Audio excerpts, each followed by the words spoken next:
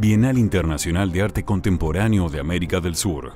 Sur Global. En streaming. 10º encuentro abierto.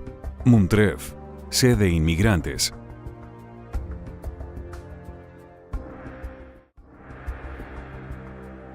Sur Global. Ahora. Mesa 5. En los bordes de lo real 4. Leandro Ehrlich, Argentina, artista. Tintin Wulia, Indonesia, artista. Coordinación, Rodrigo Quijano, Perú, curador, asesor Bienal Sur.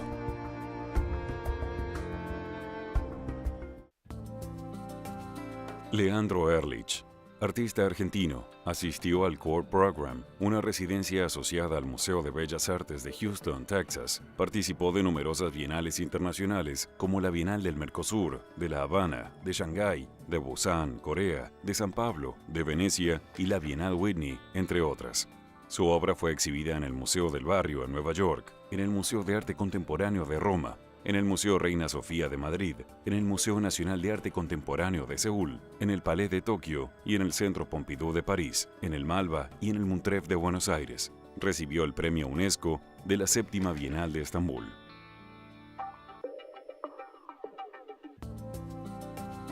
Rodrigo Quijano. Vive y trabaja en Lima como curador independiente de arte contemporáneo. Fue miembro fundador y agitador del ahora extinto colectivo La Culpable. Actualmente es codirector de su reencarnación incompleta, el ex espacio La Culpable. Publicó 2 libros de poemas. Sus textos críticos han sido incluidos en publicaciones varias.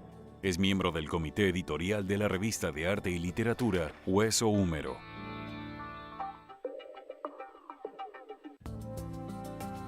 Tintin Wulia. Arquitecta, compositora y artista indonesia, se licenció en composición de música cinematográfica en el Berklee College of Music de Boston y en arquitectura en la Universidad Católica Parahyangan de Indonesia. Posee un doctorado en arte del Instituto Real de Tecnología de Melbourne. Su producción se relaciona con las estructuras sociopolíticas transfronterizas del desequilibrado mundo globalizado. Expuso en importantes muestras internacionales, tales como la Bienal de Estambul, la Trienal de Yokohama, las Bienales de Yakarta y Moscú, la Trienal Asia-Pacífico y las Bienales de Yogyakarta y Sharjah.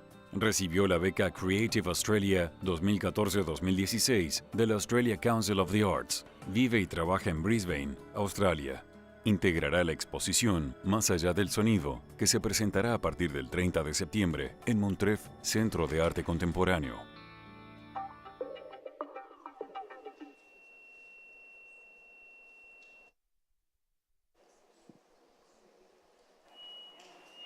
Hola. Bien. Es la primera vez que tengo el micrófono de Britney Spears o algo así. Es espectacular. Bueno, gracias por la invitación a este encuentro. La verdad es que en general, en este tipo de situaciones, uno presenta la obra y por alguna razón sentía que era como, me aburría un poco volver a presentar, sobre todo además estoy en casa y siento que hay mucha gente que conoce lo que hago. Entonces, no sé, se me ocurrió comentarles algo que estuve pensando, que no es nada nuevo, pero no por ello no real. Y como parte del sujeto del temático de este encuentro tiene que ver con la percepción de lo real, o así lo interpreté yo, se me ocurrió empezar por acá. Además hice algo muy extraño, que fue escribir algo en inglés, dárselo a alguien para que lo traduzca al español. O sea, realmente, en fin. Así que está en inglés y lo voy a traducir en español.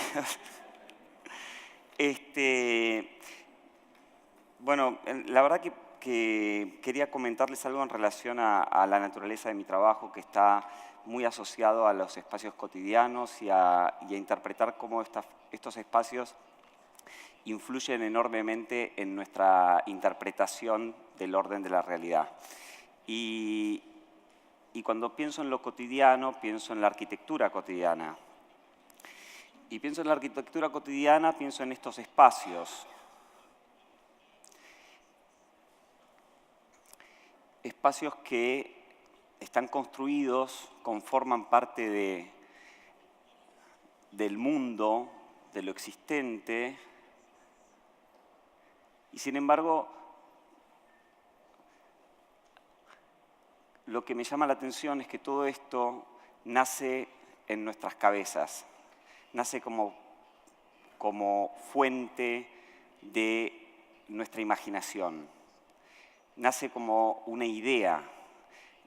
El hombre ha construido muchas cosas en el mundo y en los últimos años siento que nuestra capacidad de construir se ha, digamos, gracias a la revolución tecnológica, a la innovación científica, o viceversa, la revolución científica y la innovación tecnológica, o como quieran, bueno, vuelvo a lo cotidiano, seguimos con la cocina, el baño, etc. Todo esto es de Google Image. Que son espacios que están asociados también a cosas que yo veía de chico, teniendo a mi padre arquitecto y yendo a ver un departamento que estaban arreglando. Y pensando sobre estos espacios,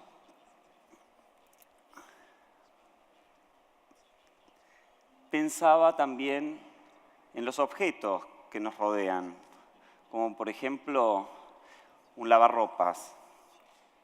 Ah, qué bueno, me acabo de dar cuenta que puedo mirar acá.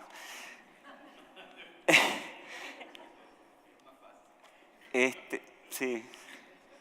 Igual un poco de ejercicio hay que hacer.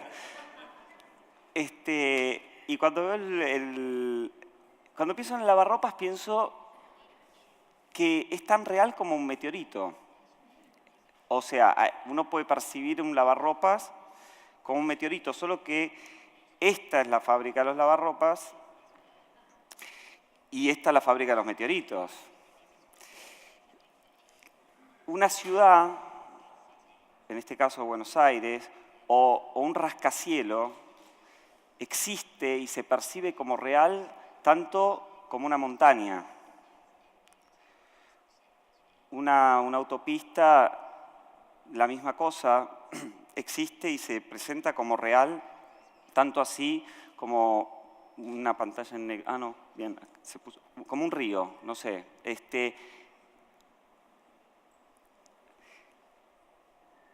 Una fábrica generando estas volutas de humo con nubes,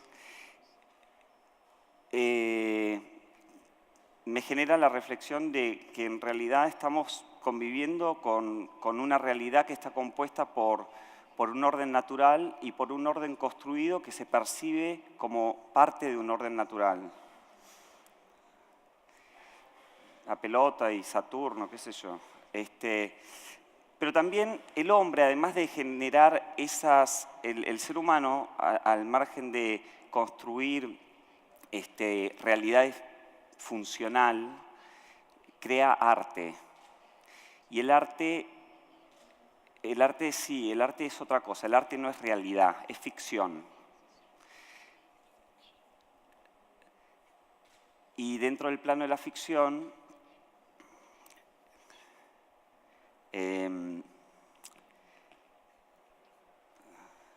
nos permitimos distanciarnos de la idea de lo real.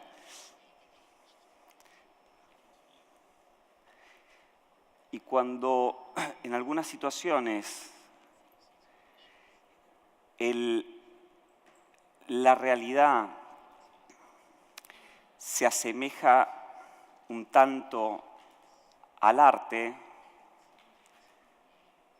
decimos irónicamente, como decía Oscar Wilde, que el arte imita a la vida. Que la vida imita al arte.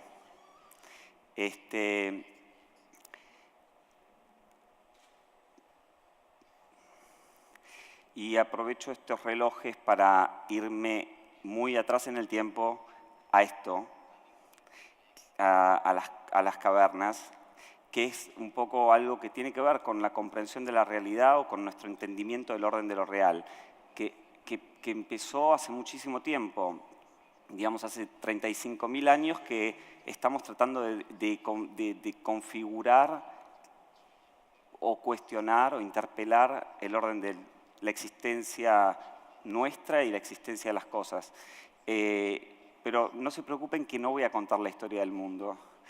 Vengo acá porque estaba pensando en la evolución del hombre desde esta instancia, pintando situaciones que tienen que ver con la percepción del mundo y nuestra capacidad de representarlo. Esta situación donde el hombre está en una instancia luchando o realmente, digo, luchando en este camino de la evolución que hemos tenido los seres humanos dentro del orden de la naturaleza, donde realmente en esta época te diría que lo construido es poco por el hombre, una lanza, a esta situación unos años después, digamos unos 35.000 años después, donde vivimos en ciudades como estas y donde nuestro entendimiento de lo real entonces va a ser completamente diferente, pero también es diferente lo que ha pasado, no solamente, digo, vale la pena una salvedad. De acá a acá, digamos, hay 35.000 años, pero de todas formas la progresión en toda esta evolución fue, digamos, no fue un crecimiento lineal y constante, sino que hubo un proceso de aceleración, gracias Fernando. Yo les propongo que todos me ayuden a terminar con esto. No, pero digamos, realmente, exactamente. Y en los últimos 100 años el mundo empezó un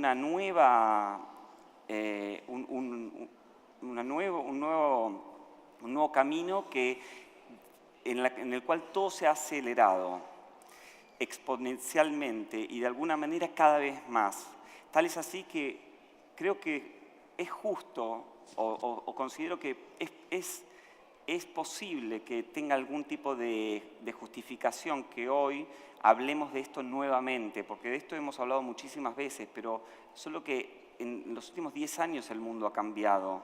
En los últimos 10 años tenemos un poder sobrehumano que es capturar imágenes con el teléfono, compartir, mandarle un pensamiento al otro telepáticamente. Digo telepáticamente, pero tenemos un aparatito de por medio que hace la interfase hasta que nos la podamos implantar en el cerebro y ya no necesitemos el artefacto.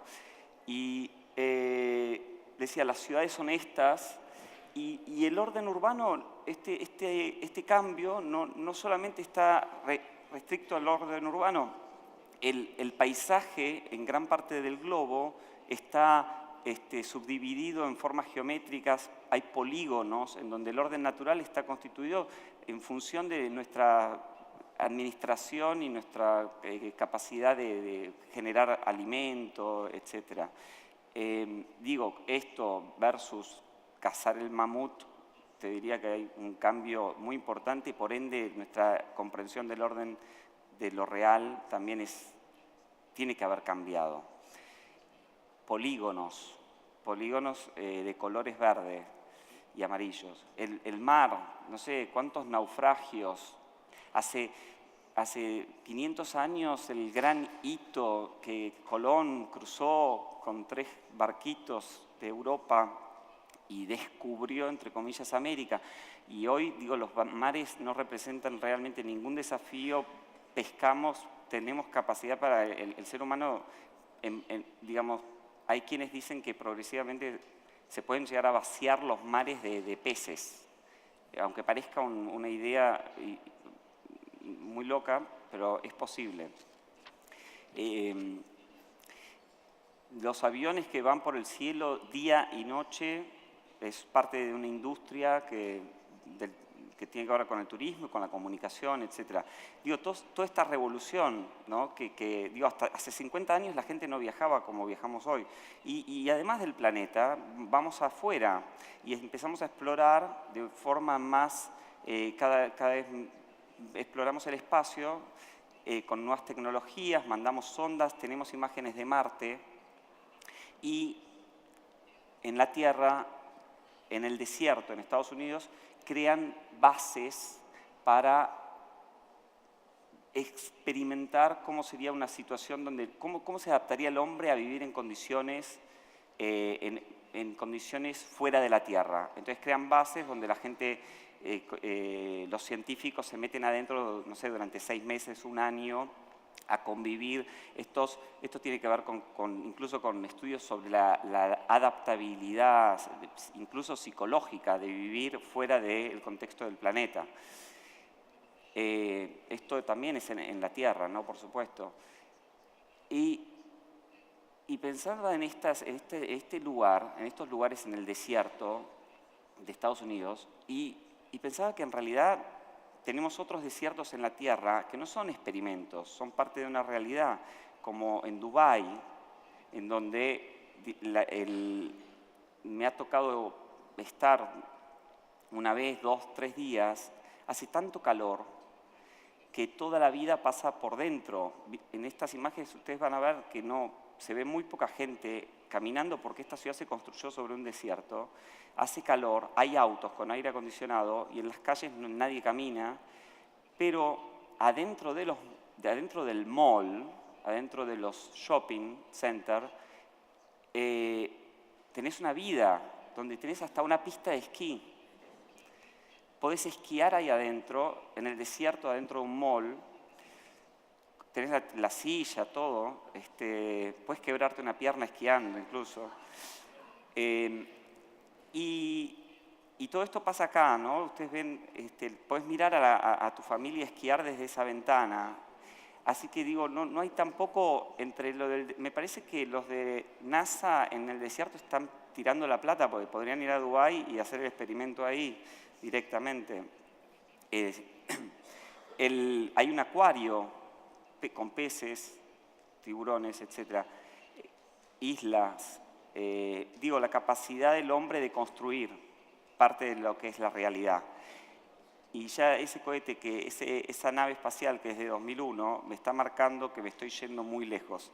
Así que vuelvo a lo cotidiano, a la sala de espera, a algo que entendemos que es real, porque todo lo demás es absolutamente disparate.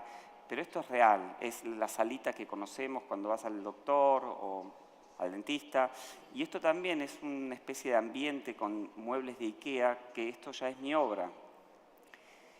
En donde a mí me interesa construir ficciones que están asociadas al orden de lo que nosotros interpretamos como real. Y interpretamos como real porque estamos habituados a estas construcciones y son parte de real. Es como este edificio, súper real. Independientemente que alguien lo haya pensado, que digo, se difiere bastante de la cueva que vivimos antes, ¿no? Y en esta instalación, que es una instalación que se mostró en Buenos Aires, hay 2 espejos, hay una situación donde un espejo es un verdadero espejo y otro es un agujero que da un espacio simétrico donde todo está duplicado.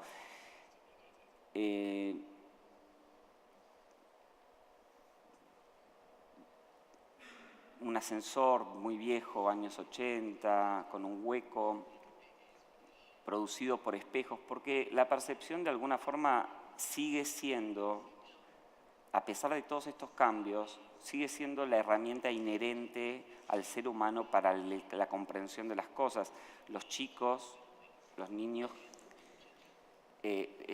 digamos, antes de escolarizarse o aún antes de que puedan tener la capacidad de recibir la abstracción del pensamiento y del conocimiento que transmitimos los adultos, miran las cosas y las interpretan a partir de sus sentidos. Por ende, la percepción sigue siendo un tema vigente. para piletas, porque pensaba, esto lo digo, no es que, pensaba en todos estos espacios que les comentaba antes y pensaba en que de alguna forma muchos de ellos fueron construidos a partir de una lluvia, un paisaje nevado en un lugar en Cuba, 4 performances de Tai Chi en Shanghai, consultorio psicoanalista. Digo, en realidad, esto ya si no se hace muy largo, paso imágenes un poco de estas obras que están en las que siempre he construido historias y ficciones en donde el público juega un rol dentro de la estructura narrativa y física. De la misma manera que jugamos un rol dentro de la estructura narrativa y física en el mundo e interpretativa. Ahora, el ascensor, bueno, los espacios. Y dentro de estos espacios voy imaginando una fantasía y una ficción que es parte de lo que a mí, que cada vez más valoro en el trabajo de los artistas. La escalera, y en algunos casos específicos se dan, son estas situaciones que creo que nos confrontan con situaciones que no responden a lo que el orden de lo real propone, que por un momento nos generan una pausa y nos permiten reconfigurar o imaginar que la existencia de las cosas tiene la forma que tiene, pero podría tener bien podría tener otra. Y quizás esa es la... No estoy tratando de probar nada, en ningún teorema, lo que hago es construir ficciones y lo que me interesa es el arte. Sin embargo, es cierto que lo que contaba antes o las imágenes que mostraba antes tienen mucho que ver con lo que pasa dentro de mi cabeza y de alguna manera eso por algún lado permea. Con humor, evidentemente, y dejando siempre la puerta abierta a que aquello que altera la percepción sea reconocible, que sea comprensible, que no haya un truco hermético, sino dejar siempre el lugar para que el otro, el que participa, el que interactúa, pueda ubicarse y pensar.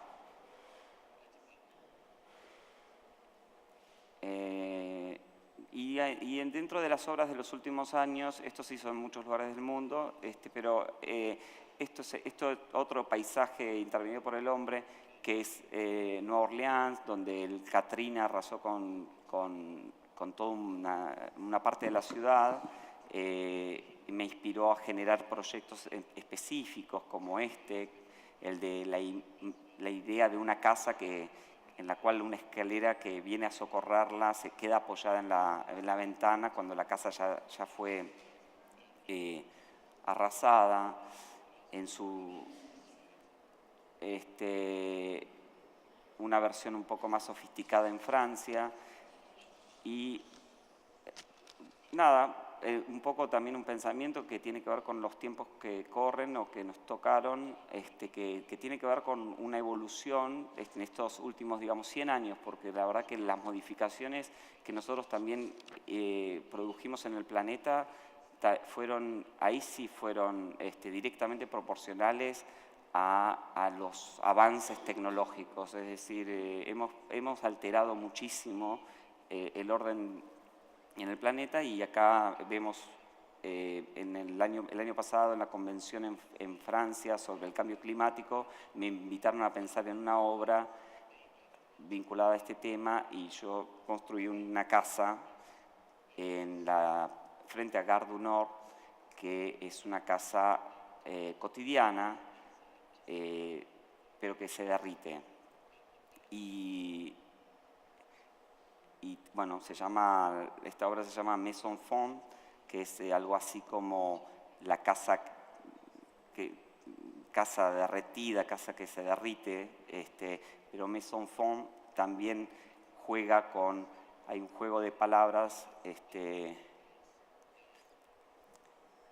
tiene que ver con Maison Fond y que es casa fundida o casa que se funde, y Maison Fond, que son mis niños.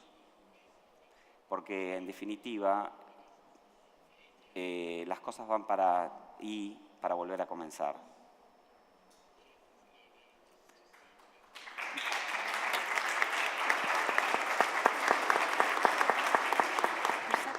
La percepción. Estoy muy contenta de estar aquí, así que muchísimas gracias, Diana, Aníbal, gracias, y a todos en Moontref. Y a todos aquí. En los últimos 2 días he aprendido tanto, me encanta aprender, me siento como en el paraíso. La percepción es algo muy interesante, ¿no?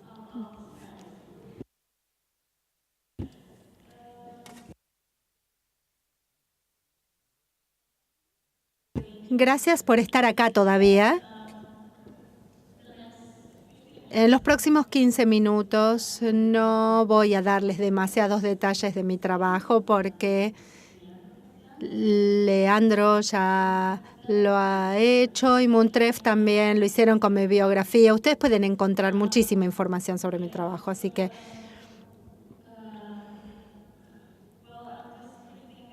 estoy leyendo que tengo 15 minutos y esta es la segunda en una serie incidental de charlas. La primera fue una charla el mes pasado en la universidad y debería publicarse pronto, así que supongo que la van a poder encontrar por Google. Pensé más en los procesos, en el proceso y en mi forma de hacer. En esta imagen yo pensé en la producción como un sitio relacional, cómo podemos producir distintas relaciones en el trabajo. Y esto lo hice en la Escuela de Bellas Artes hace un año y pensé en el por qué. Entonces ustedes pueden googlear eso. Esto tiene que ver con el tacto y la tangibilidad en mi trabajo y cómo esto se presenta como un medio de relación. Al igual que en mi charla anterior, yo soy consciente de que el título tiene un cierto peso y les quiero hacer saber ya desde el inicio que ahora es muy tarde, así que no se preocupen, no voy a hablar de aspectos teóricos. No voy a intentar tampoco entremezclarme con las distintas maneras de ver, ni con el antagonismo relacional de Bishop, ni nada demasiado teórico, sino que voy a basarme en esas fuentes, pero voy a hablar más de distintos trabajos, distintas obras, focalizándose en algo muy sencillo, el tacto. Y voy a categorizar los tipos de tacto que están incluidos en mi cuerpo de obras de arte y luego el contraste del tacto con lo que yo llamo la tangibilidad, que es diferente a la tactibilidad. Entonces voy a hacer un repaso de mis obras y voy a hablar del contacto, de este tacto. ¿Por qué es tan importante para mí? Porque creo que esto me puede ayudar a explicar la tangibilidad a la larga, que es diferente de la tactilidad. Es probable que para cuando lleguemos al minuto 15 todavía siga haciéndome un montón de preguntas a mí misma y espero que ustedes también se las hagan. A los fines de esta presentación, yo categorizo el tacto en mi trabajo de 3 maneras. Esto no es fijo, todavía estoy pensándolo, ¿sí? Lo primero es como una pared de fuerza, es un tacto que es implícito al observador, al espectador. Luego tenemos, entonces primero tenemos el tacto de una pared, luego el inmediato donde no hay barreras. Y luego tenemos ese toque evidente. Y el registrado, esos rastros de ese tacto, de ese toque. Y las voy a ir viendo cuando les muestre los ejemplos, pero sepan que estos términos de ningún modo son fijos. Hasta por lo menos esta tarde seguía pensando en si los dejaba o los cambiaba. Y por supuesto, esto es solo una manera de pensar en mi obra. Y son útiles en este momento mientras reflexiono en por qué lo estoy haciendo, para quién y dónde lo ubico y por qué allí. En el 2005, un museo adquirió mi obra. En ese momento solamente tenía un par de mis obras adquiridas por un canal de televisión que era SBCS en Australia, que compró los derechos para transmitir, pero no para conservar. No sé qué significaba tener una obra adquirida por un museo, pero dije, bueno, debe significar que la van a cuidar esa obra, y aunque me muera, la obra va a seguir allí. Entonces, se van a encargar de esa obra, pero opté por no morir.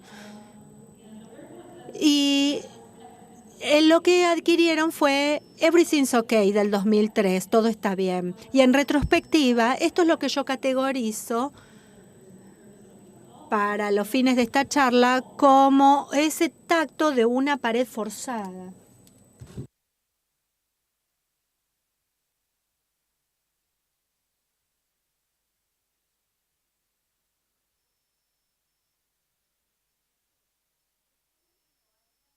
Es muy simple, categoricé. Esta trabaja como que tiene un tacto con una pared por la presencia de las manos en la obra.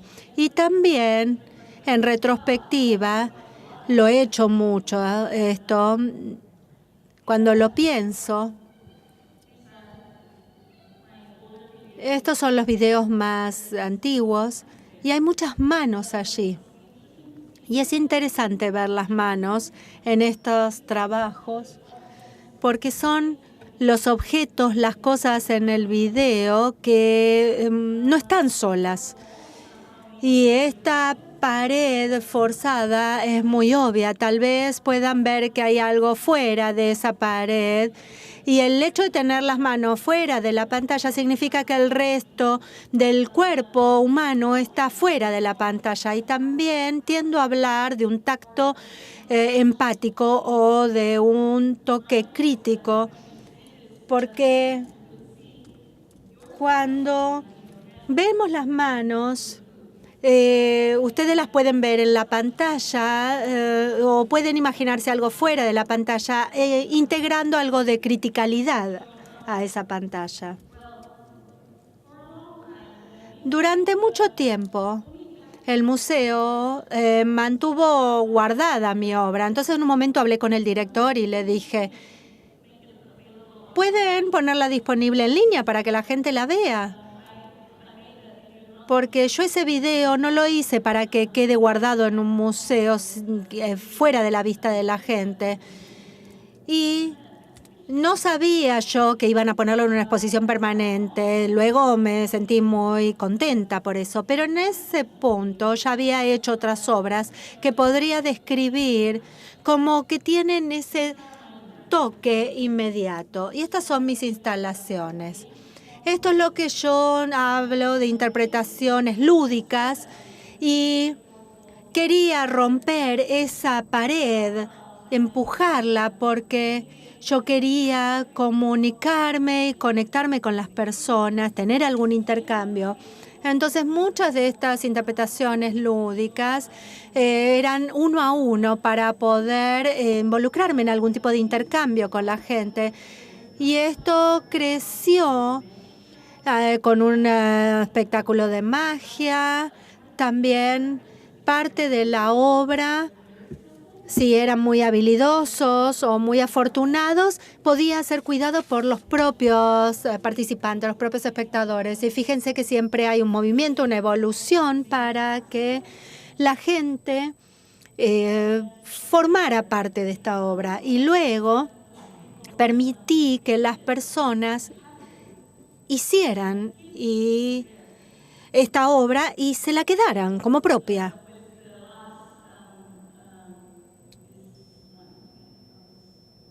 Voy a volver atrás.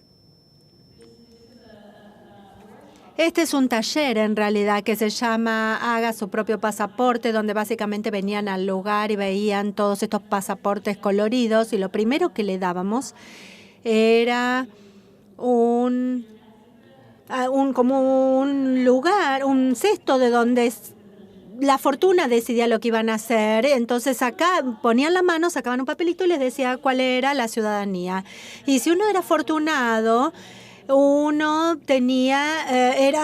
era integrante o ciudadano de un lugar que no tenía un reconocimiento como Estado. Entonces hay toda una historia detrás de esto. Y luego se lo podían llevar a su casa y armaban el pasaporte e iban personificándolo, le iban dando su personalidad a ese pasaporte. Imaginen un pulpo con muchas manos, muchos brazos, o incluso un 100 pies, con millones de personas juntándose, y de repente y que al minuto siguiente se dispersan. Pero yo me doy cuenta de que este patrón, este pulpo o este centipiés o este 1000 pies, tiene un centro, una cabeza. Entonces empecé a preguntarme, ¿dónde encajo yo aquí? Y si yo continúo haciendo este tipo de obras, ¿para quién? ¿Dónde están estas personas? ¿Y cuáles son las otras posibilidades que podría haber? Antes de pasar al tercer tipo de contacto que podríamos tener, el que es evidente, yo quisiera dar un paso atrás y alejarnos un poquito. Estuve hablando cuán importante es romper esa pared de fuerza que está allí. Y aquí puedo introducir la idea de la tangibilidad, porque el tacto es importante para mí, porque también son importantes las relaciones, pero los objetos o las cosas, como podría decir con una C en mayúscula, contribuyen muchísimo a las relaciones. Tal vez un ejemplo típico, clásico, sea una dama muy elegante con un pañuelo que lo deja caer, ese pañuelo al suelo, frente a un caballero muy apuesto que levanta ese pañuelo y empiezan así a conversar. Entonces, por supuesto, me genera curiosidad si vemos estos ejemplos de la vida cotidiana donde hay intercambios de una mano a la otra, donde hay estas cruces transversales. Entonces, por supuesto, uno puede decir que esto está cambiando y que ya está en el proceso de cambio, que está en cambio continuo desde hace varias décadas. Pero la tradición principal es que uno va a una galería, se comporta bien, permanece en silencio, no toca las obras. En este tipo de ámbito, los objetos o las cosas con C mayúscula pierden su poder. Y como Brian O'Doherty nos recordó a través de su reimpresión del libro del cubo blanco, hay conexiones con el mundo externo que están ocultas y que se transforman las obras de arte en cosas intocables y alejadas, y tal vez así el valor financiero pueda aumentar.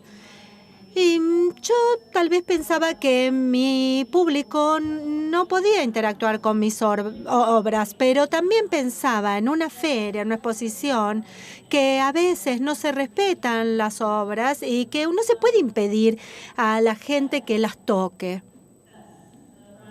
Este es Brian O'Doherty, que decía que el mundo externo no debe ingresar. Entonces, normalmente las ventanas están selladas.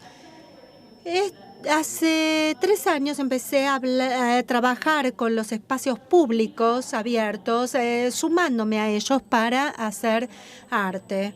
El público parecía gustarles esa posibilidad de un tacto inmediato, y mientras la obra se iba desarrollando había alguna otra actividad y algo nuevo era creado.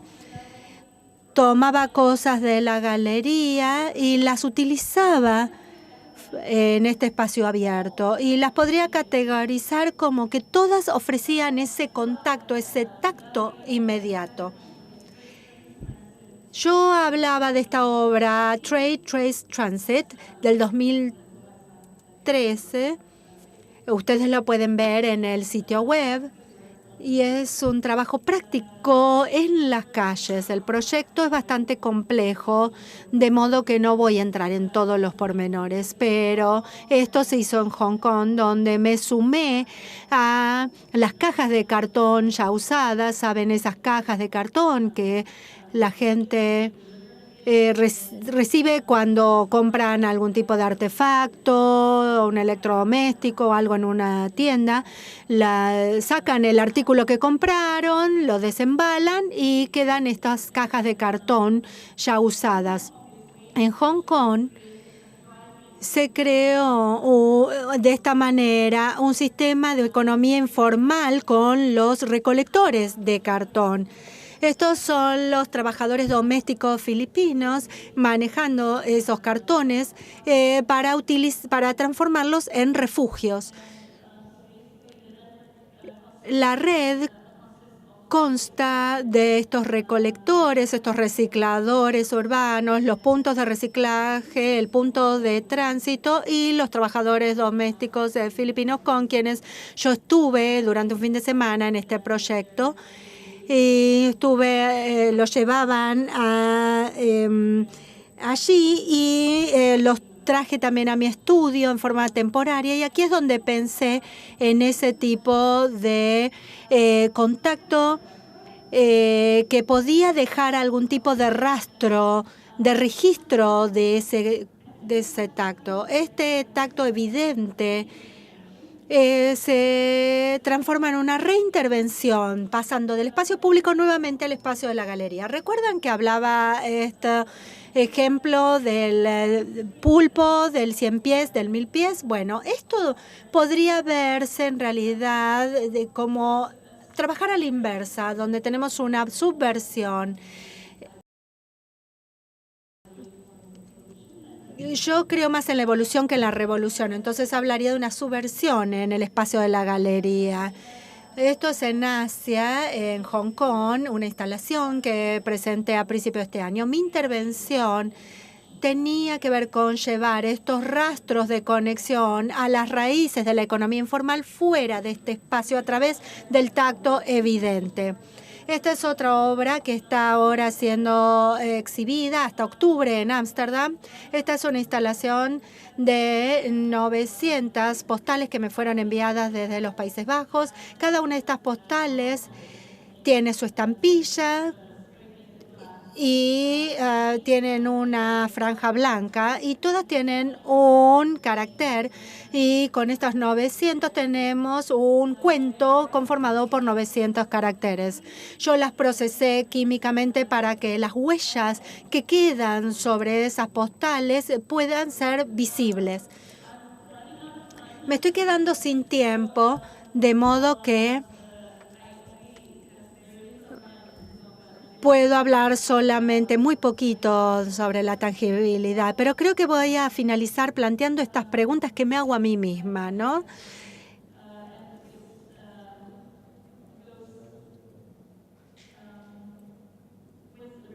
Esto tiene que ver con la reflexión también sobre este tipo de tacto, con el tacto en mi obra. ¿Cómo podemos solucionar el problema de trabajar con un espacio hermético en las galerías de arte?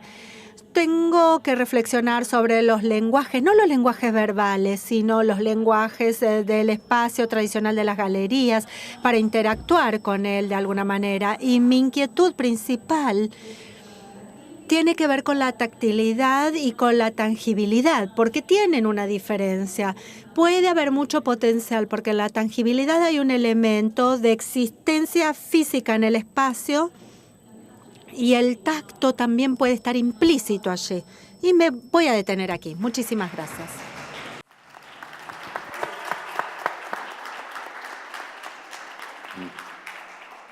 Bueno, muchas gracias. Estupendo trabajo, el de Leandro y el de Tintin. Esta es la cuarta mesa del ciclo llamado en estas 2 jornadas de Los bordes de lo real.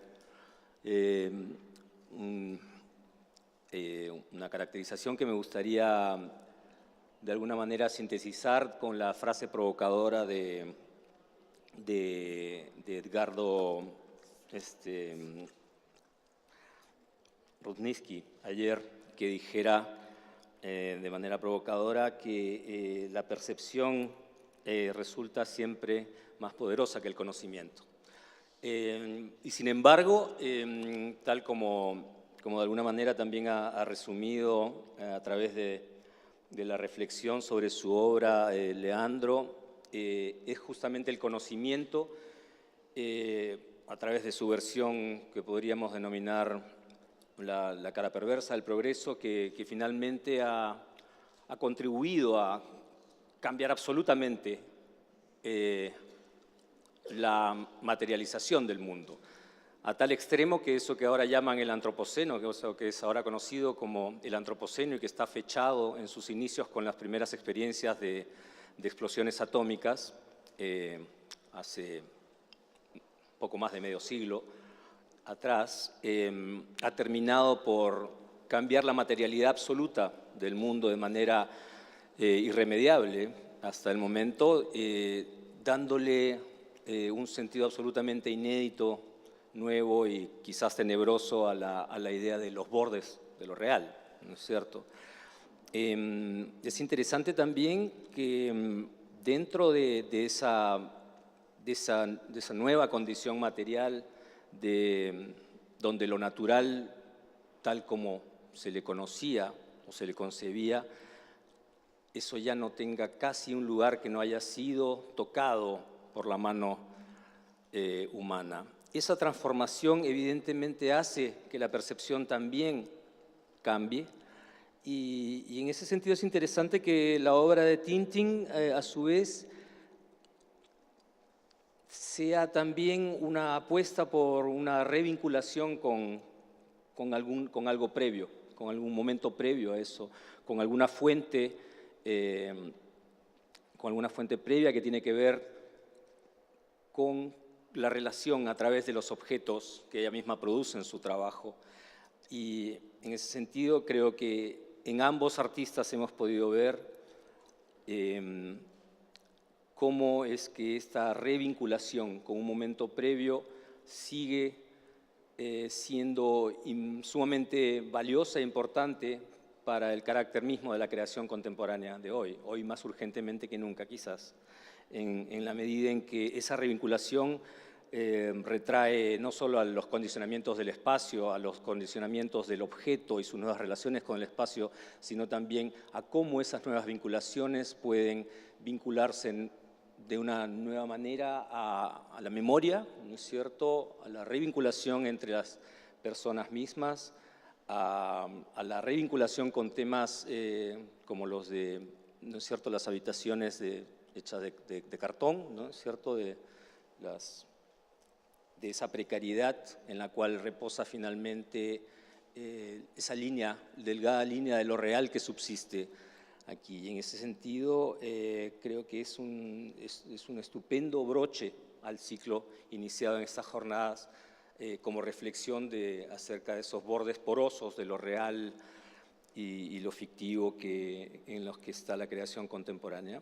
Y así que, nada, felicito a ambos artistas por este increíble acercamiento a sus respectivas obras. Y nada, dejo con lo que quede de tiempo abierto el micrófono para las preguntas que quieran plantear. Bueno, cumplimos el tiempo. Les agradezco mucho.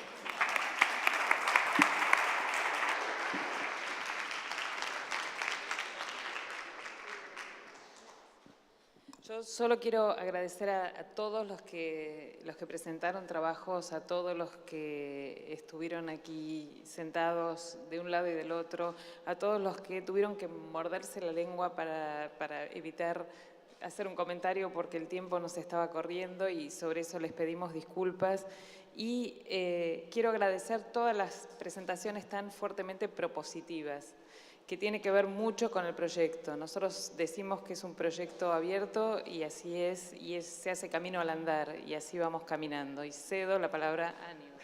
No, simplemente para invitarlos primero a tomar un Campari o un Chinar antes de llegar al ascensor, después para visitar unas instalaciones lumínicas que hay en La Boca y que tienen en el programa está el mapa, que es una obra de Gabriela Golder y de Mariela Yeregui.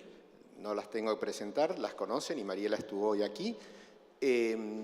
Bueno, y decirles que nos volvemos a ver el 15 de noviembre y que seguimos avanzando y que esta Bienal va para adelante, entre otras cosas y muy fundamentalmente, gracias a todos ustedes que nos acompañan. Gracias.